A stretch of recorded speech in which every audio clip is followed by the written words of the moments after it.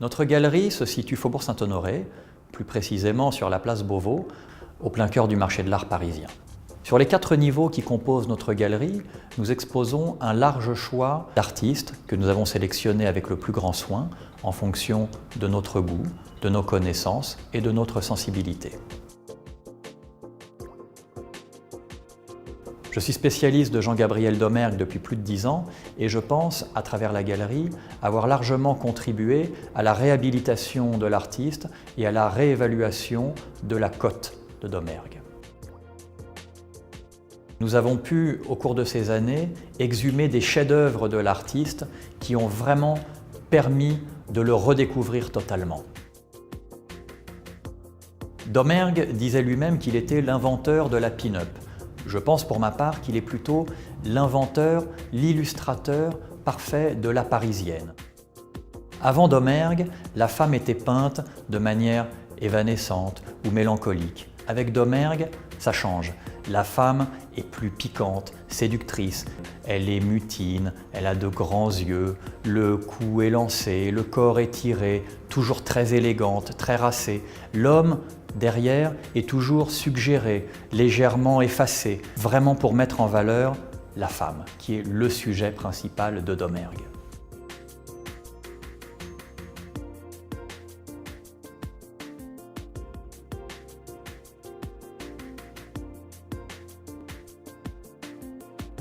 Bernard Buffet fait également partie de nos pensionnaires permanents. Comme pour Domergue, nous sommes avant tout extrêmement sélectifs. Vous trouverez chez nous aussi bien un clown, sujet parfaitement iconique de Bernard Buffet, qu'un portrait des années 50, beaucoup plus pur, beaucoup plus ascétique, qui s'adressera plus à un spécialiste. Le clown chez Buffet, c'est un peu la Marilyn de Warhol. La particularité des clowns est qu'ils sont généralement des autoportraits. Bernard Buffet se grimait lui-même et se peignait ensuite.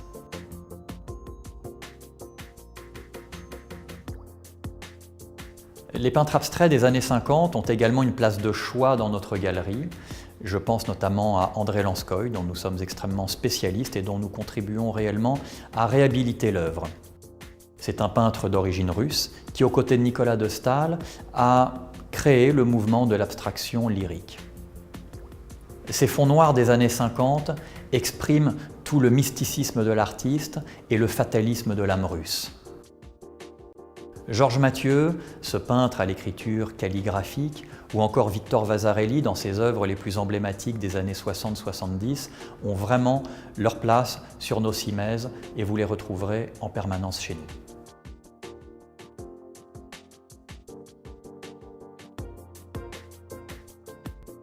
Généralistes, nous le sommes également par goût.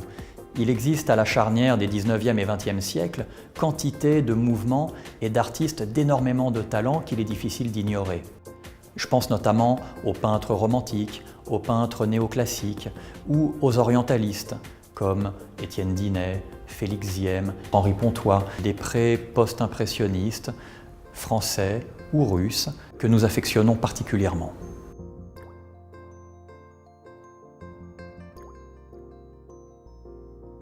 L'épopée napoléonienne a longtemps constitué l'un des thèmes majeurs de notre galerie, puisque mon père en a été le grand spécialiste mondial pendant plus de 30 ans. Aujourd'hui, le moderne a un petit peu pris le pas sur cette période, mais nous gardons toujours une place de choix à l'empereur.